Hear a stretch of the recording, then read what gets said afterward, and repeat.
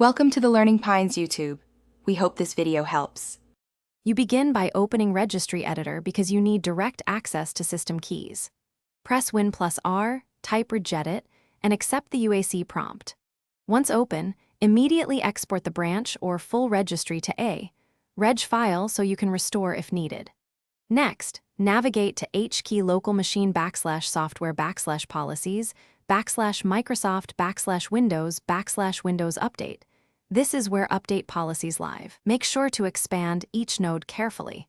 Creating or editing here changes Windows Update behavior at the system level. Once in the Windows Update branch, create keys if they do not exist because policies may be absent on fresh installs. Right-click to add a key named Windows Update and an inner key named O. Then add or modify word values. Set No Auto Update to 0 to allow automatic update checks. This toggles the core behavior. Also set O options to a value like 4 to auto-download and schedule install. You do this so Windows Update follows your timing preferences instead of being blocked.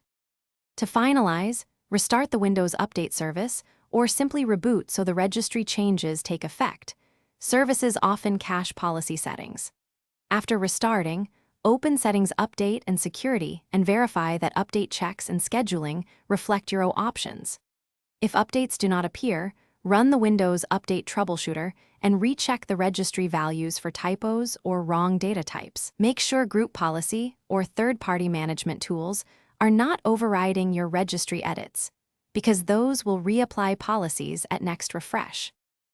Thanks for watching. Consider subscribing if we helped you.